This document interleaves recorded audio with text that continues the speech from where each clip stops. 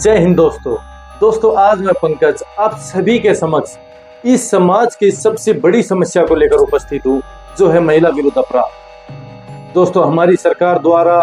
बहुत सारे कानून बनाए गए हैं, इसके साथ साथ महिलाओं के पक्ष में बहुत सारी योजनाएं लागू की गई है, परंतु क्या ग्राउंड लेवल के ऊपर उन कानूनों का या फिर उन योजनाओं का कोई लाभ प्राप्त हो पा रहा है या नहीं, इसके बारे में आज हम विस्तार से बात करेंगे।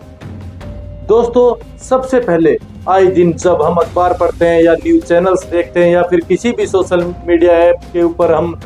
विजिट करते हैं, तो हमें सबसे प्राय ये देखने को मिलता है कि महिला विरुद्ध अपराध लगातार बढ़ते जा रहे हैं। 100 में से 30% या 40% के लगभग सिर्फ महिला विरुद्ध अपराध ही आके जा रहे हैं। तो क्या हम अपने कानून के चलते या अपनी योजनाओं के चलते इन महिला विरुद्ध अपराध के ऊपर रोकथाम लगा सकते हैं? जी हाँ दोस्तों, आज मैं बिल्कुल सरल भाषा में महिला विरुद्ध अपराध के जितने भी कानून हैं उन सभी के बारे में विस्तार से आपके सामने व्याख्यान करूंगा। दोस्तों, सबसे पहले जो आए दिन एक लोकल भाषा में बात करते हुए मैं आपको बताना चाहूंगा कि कोई भी यदि लड़की बाजार में जा रही है या फिर कॉलेज में जा रही है या फिर कोई भी महिला कहीं भी विजिट कर रही है, तो यदि कोई भी व्यक्ति उसको पीछे से चेज करता है या फिर आप कोई भी लड़की इंस्टाग्राम चलाती है या फिर फेसबुक चलाती है या फिर टेलीग्राम चलाती है या जितने भी सोशल मीडिया ऐप्स व्हाट्सएप हो, यदि कोई भी लड़का या कोई भी व्यक्ति गलत इंटेंशन के चलते उस महिला को चेज करने की कोशिश करता है और उस महिला के बार बार रिजेक्ट करने के बाद भी, उस महिला के बार बार ऑब्जेक्ट करने के बाद भी यदि वो व्यक्ति उसको बार बार फॉलो करता है, तो वो महिला धारा 354D के तहत उसके ऊपर मुकदमा दायर करवा सकती है, जिसमें 3 साल की सजा का प्रावधान और फाइन का भी प्रावधान है। तो दोस्तों, ये जो कानून की मैंने दलील दी है, ये कानून पहले से 1860 इंडियन पेनल कोड, भारतीय न्याय संहिता 1860 से ये कानून हमारे पास है, परंतु जरूरत है एक अवेयरनेस की, जरूरत है लोगों के बीच इसकी जागरूकता की, जरूरत है कोई भी जो हमारे कॉलेज में भाई जा रहे हैं या फिर जितनी भी लड़कियां या महिलाएं हैं उनको इस कानून के बारे में अवेयर होने की। तो आज मैं एक एक करके हर एक कानून के बारे में आपको अवगत करवाऊंगा। इसके साथ साथ जो भी भाई जुडिशरी की तैयारी कर रहा हो या फिर जितने भी मेरे मुलाजिम भाई हो या फिर आम पब्लिक हो, आपको पुराने कानून और नए कानून सबके बारे में बिल्कुल व्याख्या के साथ आपके सामने मैं प्रस्तुत हूँ। दोस्तों, सबसे पहले हमने बताया कि यदि कोई भी लड़का किसी भी लड़की को पीछा करता है या फिर चाहे वो इंस्टाग्राम पे हो, फेसबुक पे हो, व्हाट्सएप पे हो, फोन कॉल्स के माध्यम से हो, तो वो उसके खिलाफ धारा 354D के तहत मुकदमा दर्ज करवा सकती है। इसके बाद यदि कोई भी व्यक्ति किसी भी स्त्री की लज्जा भंग करने की कोशिश करता है, if any person want to outrage the modesty of any girl, he will be find under section 354 and he will get punishment of more than 3 years। तो सबसे मुख्य समस्या क्या है कि क्या लड़कियां जागरूक नहीं है? तो फिर लड़कियां जागरूक होने के बावजूद भी वो अपनी सुरक्षा में ये कोई भी कदम क्यों नहीं उठा पा रही? सबसे बड़ी बात है कि वो गांव और समाज में या अपने घरवालों या रिश्तेदारों के प्रति उस शर्म को नहीं खोल पा रही है, उस एक जो उसकी एक फाउंडेशन है, जो उसकी एक दीवार है, उसको पार नहीं कर पा रही है। तो हमें हर एक व्यक्ति को, अपने माता पिता को या जितने भी हमारे बुजुर्ग लोग हैं, उनको अपने बच्चों को इस बारे समझाना पड़ेगा और इन सभी छोटी छोटी बातों के बारे में, छोटे छोटे कानून के बारे में उन्हें अवगत कराना पड़ेगा। इसके बाद मैं बात करना चाहूंगा, यदि कोई भी व्यक्ति किसी औरत को, चाहे वो कहीं भी यात्रा कर रही हो, ट्रेन में, बस में या फिर किसी भी टेम्पो में या फिर कहीं भी वो सफर कर रही है, तो कोई भी व्यक्ति गलत इंटेंशन के साथ उसे बैड टच करता है, तो उस व्यक्ति के ऊपर धारा 354A के तहत मुकदमा दर्ज करके उसको 3 साल के लिए सजा दी जा सकती है। इसके साथ साथ एक फाइन भी उसके ऊपर इम्प्लीमेंट किया जा सकता है। इसके बाद यदि कोई भी व्यक्ति किसी औरत का कपड़ा उतारने की कोशिश करता है, वो चाहे उसका हस्बैंड हो, चाहे बॉयफ्रेंड हो, चाहे एनीवन, यदि उसकी क्लियर रिजेक्शन के बाद, उसके ऑब्जेक्ट करने के बाद यदि कोई व्यक्ति बार बार ऐसी इंटेंशन के साथ उसके कपड़े उतारने की कोशिश करता है, उसको डिसरोब करने की कोशिश करता है, तो वह व्यक्ति 3 साल से 7 साल की सजा पाने का हकदार है। इसके साथ साथ उसके ऊपर फाइन भी इम्प्लीमेंट किया जाएगा। ये मैं सभी उन घटनाओं के बारे में आपको अवगत करवा रहा हूँ जो डेली रूटीन में हर एक महिला या फिर ना जाने कितनी महिलाओं के साथ ये अपराध घटित होते हैं। परंतु समस्या है उन अपराधों को सामने लाने की, ताकि जितने भी मेरे भाई इस वीडियो को देख पा रहे हैं या जितनी महिलाएं या लड़कियां, कॉलेज की लड़कियां इनको देख पा रही है, वो इसके बारे में अवगत हो, और जो भाई देख रहे हैं वो ऐसी घटना आगे अपने भविष्य में ना करें, और जो लड़कियां इसको देख रही हैं वो ऐसी कोई भी यदि उनके साथ घटना होती है तो उसके बारे में वो आवाज उठा सके और पुलिस में कॉल कर सके। अब इसके बाद धारा 354C के बारे में मैं आप सभी के समक्ष एक विचार विमर्श करना चाहूंगा कि इस धारा के तहत यदि कोई भी व्यक्ति चाहे चेंजिंग रूम में या फिर आपको कोई भी प्राइवेट एक्टिविटी करते हुए यदि कोई व्यक्ति आपको देखता है, हाइड करके देखता है, या फिर यदि आप किसी अपने बॉयफ्रेंड या किसी के भी साथ यदि आप वीडियो कॉल कर रहे हो, आपकी इंटेंशन खुद की कंसेंट के साथ यदि वो व्यक्ति आपकी वीडियो बना रहा है, परंतु उसके बाद यदि वो उस वीडियो को किसी भी व्यक्ति के साथ शेयर करता है या फिर आपको उसी वीडियो के जरिए आपको ब्लैकमेल करता है, तो धारा 354C के तहत उस व्यक्ति के ऊपर मुकदमा दर्ज कर दिया जाएगा, जिसमें 3 साल की सजा और फाइन का प्रावधान। तो बात ये आती है कि क्या हम ये कानून पहले से नहीं जानते थे? ये कानून 1860 से 2023 तक सक्रिय रहा, और अब 1 जुलाई 2024 से हमारा नया कानून भारतीय न्याय संहिता लागू होने वाला है, जिसमें धारा 354 धारा 74 में दर्शाई गई है कि कोई भी यदि व्यक्ति आपकी लज्जा भंग करने की कोशिश करता है, आपके ऊपर आपराधिक बल यदि डालता है या फिर कोई भी सेक्सुअल हरासमेंट आपके साथ करता है, तो धारा 74 के तहत उसको दंड दिया जाएगा। इसके साथ साथ धारा 75 में यदि कोई आपको बैड टच करता है, यदि आपको कोई ब्लू फिल्म दिखाता है, यदि आपकी कोई भी आपका फिजिकल रिलेशन के लिए फेवर मांगता है, तो उसको धारा 75 के तहत दंडित किया जाएगा। इसके साथ साथ जो मैंने बताया 354B, यदि कपड़े उतारने की कोई भी कोशिश करता है, डिसरोब करने की कोशिश करता है, तो धारा 76 में इसका साफ साफ प्रावधान है। इसके बाद यदि हम बात करें धारा 354C की, जिसमें कोई भी व्यक्ति किसी भी औरत को प्राइवेट एक्ट करते हुए देखता है, तो धारा 77 में जो नया कानून हमारा लागू होने वाला है, धारा 77 में उसका दंड का प्रावधान है। इसके अलावा धारा 354D, जो कोई भी लड़का किसी लड़की का पीछा करता है, चाहे वो प्रैक्टिकली तौर पे हो या फिर इंस्टाग्राम पे, फेसबुक पे, व्हाट्सएप पे, किसी भी सोशल मीडिया ऐप के माध्यम से यदि वो आपका पीछा करता है आपकी क्लियर रिजेक्शन के बाद भी, तो धारा 78 आप उसके ऊपर इम्प्लीमेंट करवा सकते हो, मात्र एक कंप्लेंट के बिहाफ पे। इसके बाद हम बात करते हैं जो सबसे मेजर प्रॉब्लम है कि कोई भी व्यक्ति यदि किसी औरत की तरफ गलत नजर से घूरता है या फिर उसके ऊपर गलत शब्द उसके ऊपर अटर करता है या फिर उसके ऊपर बोलता है, तो धारा 509 जो धारा 79 में दर्शाई गई है, वो आपके ऊपर दंडित मीन्स आपके ऊपर इम्प्लीमेंट कर दी जाएगी, और 3 साल की सजा के साथ साथ 7 साल तक ये सजा बढ़ सकती है। इसके साथ साथ एक फाइन भी आपके ऊपर इम्प्लीमेंट किया जाएगा। इसके बाद यदि हम बात करें महिला विरुद्ध अपराध की, तो दहेज हत्या, एसिड अटैक, या फिर कोई भी यदि अपनी झांसे में लेकर उसके साथ कोई फिजिकल रिलेशन बना रहा है, या फिर किसी लड़की को किडनैप किया जा रहा है, या उसको शादी के बहाने से मैनिपुलेट करके उसको उठा के ले जाया जा रहा है, या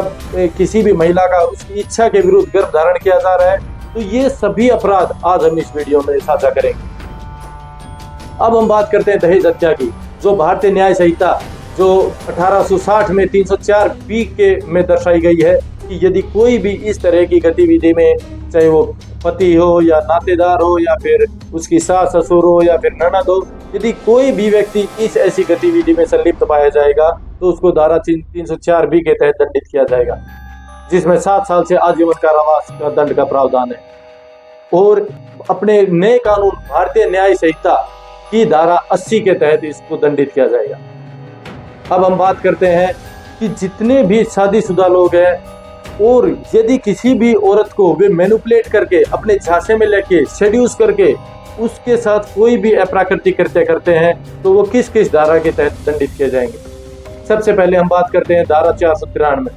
यदि कोई भी व्यक्ति, कोई भी लड़का एक फॉल्स सर्टिफिकेट के चलते एक ऐसे इंड्यूस करके आपको कि हाँ मैं आपके साथ शादीशुदा हूँ और आपके साथ गलत संबंध स्थापित करता है, तो धारा 493 के तहत 10 साल से उस व्यक्ति को दंडित किया जाएगा। इसके बाद यदि एक शादीशुदा होते हुए यदि कोई शादीशुदा व्यक्ति दूसरी शादी करता है तो धारा 494 और धारा 495 के तहत उसको दंडित किया जाएगा। कि जिस व्यक्ति ने एक दूसरी औरत के साथ शादी की है तो उसकी पहली वाली औरत उसके ऊपर धारा 94 के तहत एक FIR लॉन्च करवा सकती है, जो नए कानून के तहत भारतीय न्याय संहिता के तहत धारा 81 में दर्शाया गया है। इसके साथ साथ जो जिसके साथ अभी उस व्यक्ति की शादी हुई है उस औरत को उसकी पहली शादी के बारे में बाद में पता चलता है तो वो औरत भी धारा 495 के तहत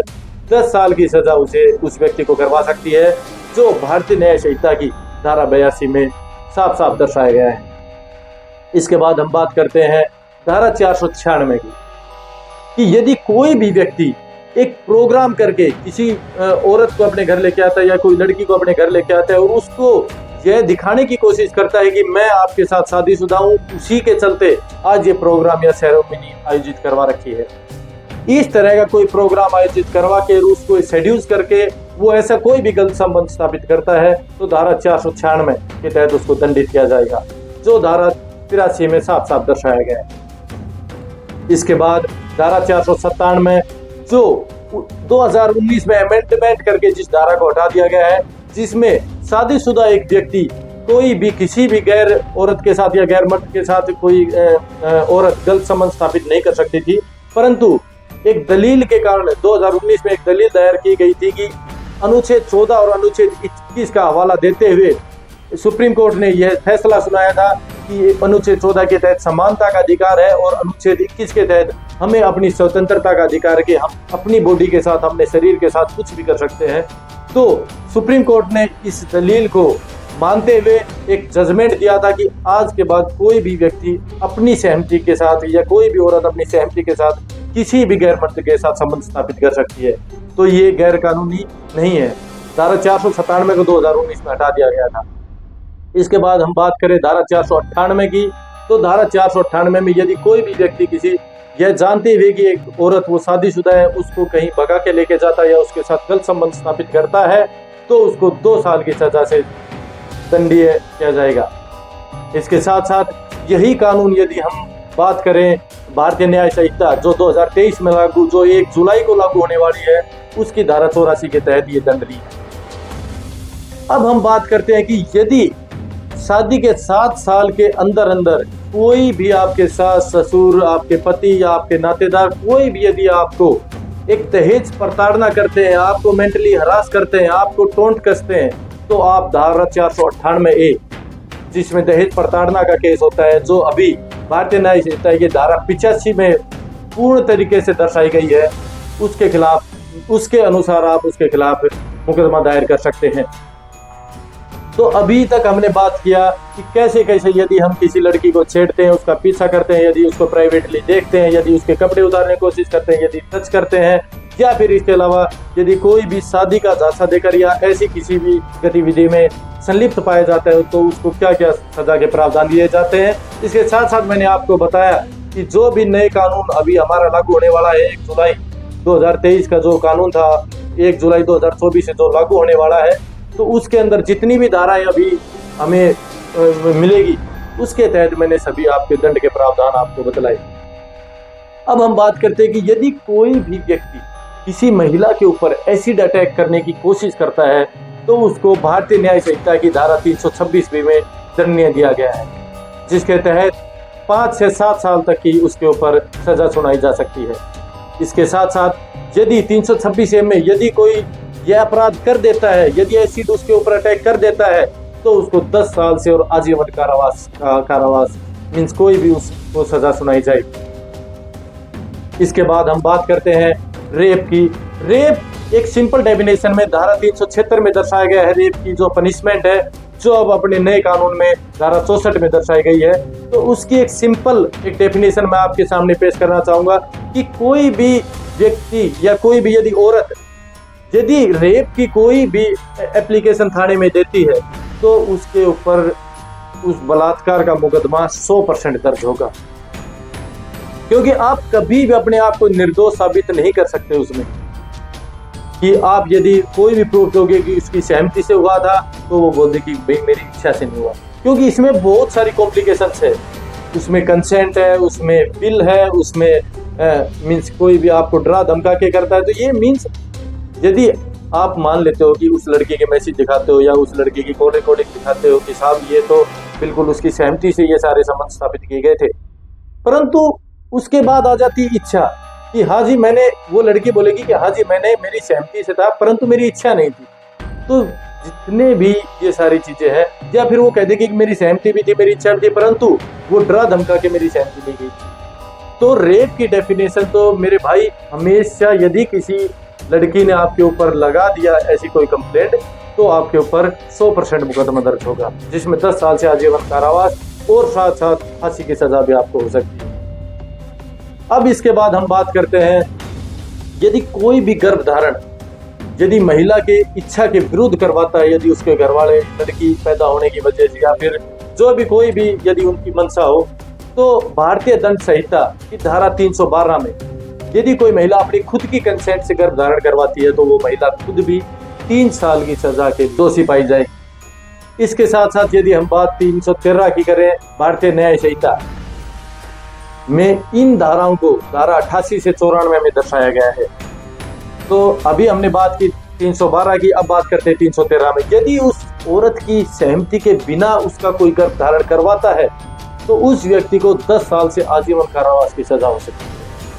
यही हमने धारा 89 में दर्शाया गया है, भारतीय न्याय संहिता की धारा 89 में इसका साफ साफ तौर पर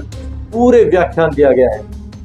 अब हम बात करते हैं धारा 314 की, कि यदि कोई व्यक्ति किसी भी महिला का गर्भधारण करवाता है और वो डॉक्टर जो गर्भधारण उसका कर रहा है,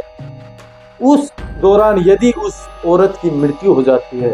तो उस डॉक्टर और उस व्यक्ति को 10 साल से दंडित किया जाएगा, 10 साल की सजा से दंडित किया जाएगा।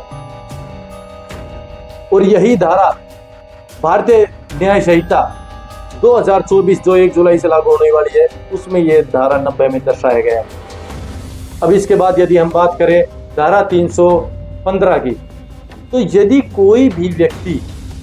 एक बच्चा पैदा होने के टाइम उस बच्चे के पैदा होने की क्रिया को रोकना चाहता है, या उसको गर्भ में मारना चाहता है, या उसको गर्भ मीन्स यदि वो पैदा हो जाता है उसके बाद उसको मारने की इंटेंशन से उसको कोई भी ऐसा कार्य कारित करता है, तो उस व्यक्ति को धारा 315 के तहत दंडित किया जाएगा, जिसमें 10 साल से आजीवन कारावास का प्रावधान है। यही धारा भारतीय न्याय संहिता में 91 में पूर्ण तरीके से दर्शाई गई है। अब हम बात करते हैं धारा 316 की। यदि कोई भी व्यक्ति उस बच्चा, यदि वो जो गर्भधारण है वो बच्चा यदि पैदा हो जाता है, तो जो कल्पेबल होमिसाइड के, या मीन्स कोई भी व्यक्ति या डॉक्टर उस औरत को ऐसी कोई दवाई देता है कि वो बच्चा मर जाए, या ऐसी कोई दवाई देता है या ऐसी कोई क्रिया करता है कि वो औरत इस गर्भधारण के दौरान उसकी मृत्यु कारित हो जाए, परंतु वो औरत जैसे तैसे बच जाती है और उस कारणवश उस बच्चे का वध हो जाता है, उस बच्चे की मृत्यु हो जाती है, तो धारा 16 के तहत 10 साल की सजा का प्रावधान है। इसके साथ साथ यदि हम बात 317 की करें, भारतीय दंड संहिता 317 कि 12 साल से कम कोई भी बच्चा यदि उसके माँ बाप या यदि उसके जो भी उसकी देख रेख कर रहे थे उनके द्वारा उनको कहीं भी बाहर छोड़ दिया जाता है, तो 7 साल की सजा का प्रावधान है। इसके साथ साथ यदि उसी दौरान उस बच्चे की मृत्यु हो जाती है, तो उन्हीं माँ बाप को या उसकी देख रेख करने वाले गार्जियन को 10 साल से आजीवन कारावास की सजा का प्रावधान है। अब हम बात करते हैं धारा 318 की, कि यदि कोई बच्चा पैदा हो जाता है या पैदा होने से पहले या पैदा होने के बाद यदि वो मर जाता है और उसकी मृत्यु को उसके माँ बाप या उसकी देखरेख करने वाले किसी भी व्यक्ति द्वारा छुपाई जाती है, तो धारा 318 में 2 साल की उसको सजा सुनाई जाएगी, जो धारा 94 में साफ साफ दर्शाया गया। तो आज मैंने आप सभी लोगों के साथ इन सभी धाराओं के बारे में अपनी जितनी भी इंफॉर्मेशन थी वो आपके साथ साझा की। अब मैं जितने भी कॉलेज में या जितने भी स्कूल में ये ऐसा कोई भी मैं स्पीच देने जाता हूँ या फिर लेक्चर अपना शेयर करता हूँ, तो उन बच्चों का एक सवाल उठता है कि सर ये हमारे साथ ऐसा क्यों होता है कि हम हमारे पक्ष में यदि कोई बात बोले तो हमारी कोई भी सुनी नहीं जाती। सिर्फ महिला विरुद्ध अपराध जो होते हैं, जो महिला कोई भी कंप्लेंट दायर करती है तो सिर्फ महिला की ही क्यों सुनी जाती है। तो दोस्तों मैं आपको बताना चाहूंगा कि अनुच्छेद 14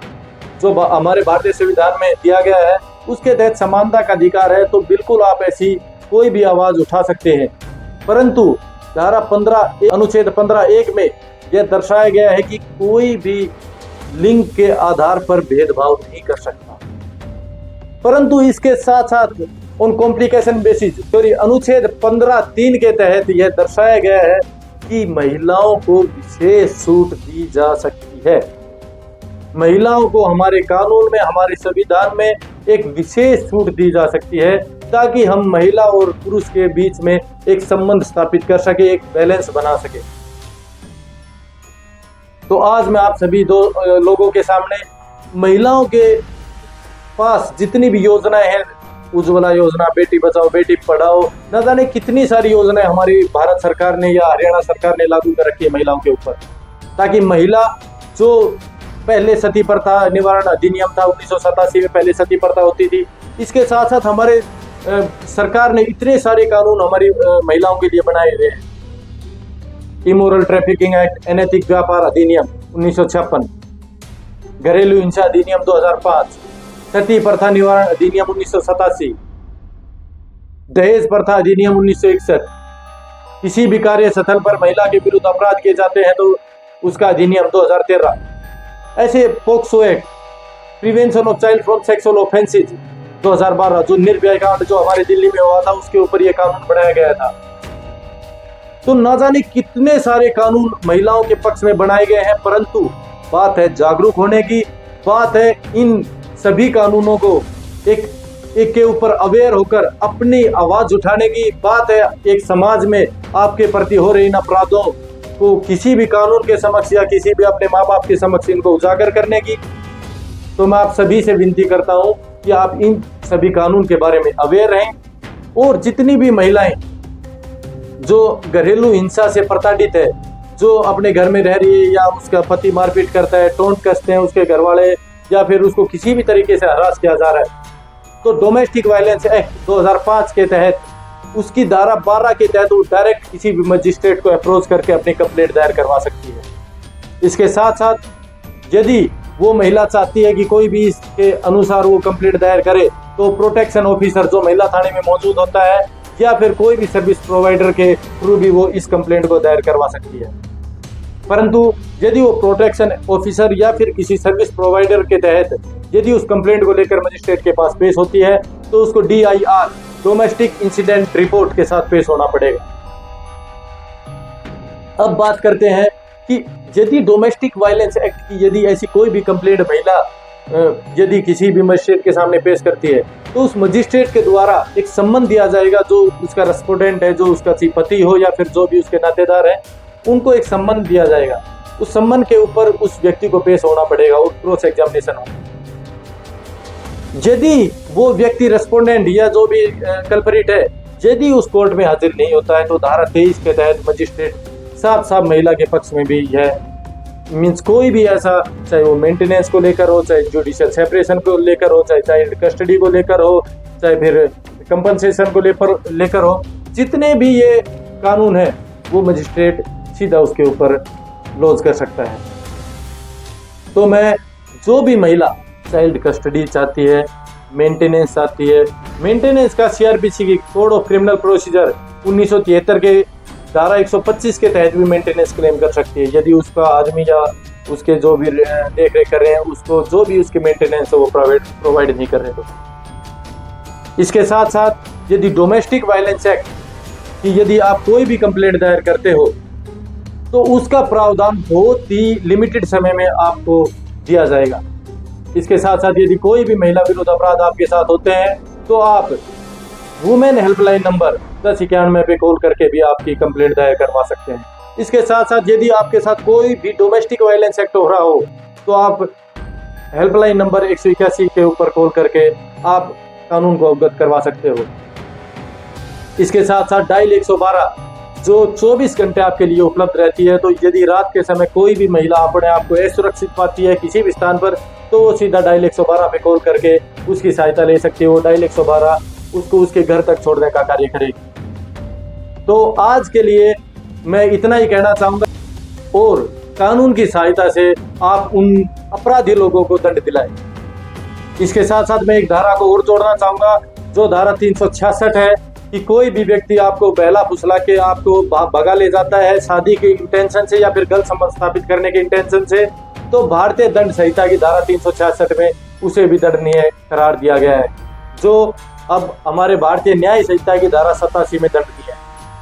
इसके साथ साथ मैंने धारा 326A और B जो एसिड अटैक आपको बताया, उसका प्रावधान अभी हमारे नए कानून में धारा 124 में दर्शाया गया है, जिसमें यदि कोई वो ऑफेंस कमिट कर देता है तो 10 साल से आजीवन कारावास के दंड का प्रावधान उसके लिए है, और यदि वो ऑफेंस कमिट करने की कोशिश करता है तो 5 से 7 साल की उसको सजा दी जाएगी। इसके साथ साथ यदि कोई आपके ऊपर बलात्कार करने की कोशिश करता है या इनमें से जितने भी अपराध हैं उनको करने की मात्र कोशिश करता है, तो हमारे पास धारा 511 है, जिसमें यदि कोई ऐसा कोई भी अपराध कारित नहीं करता है परंतु कोशिश करता है, तो उस धारा 511 के तहत उस व्यक्ति को जितनी सजा का प्रावधान इन धाराओं में था उससे आधी सजा से उसको दंडनीय किया जाएगा, जो अब नए कानून भारतीय दंड संहिता की धारा 62 में साफ साफ दर्शाया गया है कि यदि आप कोई भी क्राइम कमिट करने की कोशिश करते हैं तो जो सजा उस धारा में दर्शाई गई है उससे आधी सजा आपको दी जाएगी। तो दोस्तों, आज इस महिला विरुद्ध अपराध के बारे में जानकारी मैंने आप सब लोगों के साथ साझा की। मैं आपको वादा करता हूँ और विश्वास दिलाता हूँ कि महिला विरुद्ध अपराध के संबंध में जितनी भी अपने भारत देश में कानून है उन सभी के बारे में मैंने आपके साथ जानकारी साझा की। इसके अलावा भी यदि आपकी कोई भी डाउट रह जाती है या कोई भी आपको संशय रहता है या किसी भी कानून के बारे में या किसी भी समस्या के बारे में आप चाहते हैं कि मैं वीडियो बनाऊं, तो आप कमेंट बॉक्स में कमेंट कर सकते हैं। जय हिंद, जय भारत।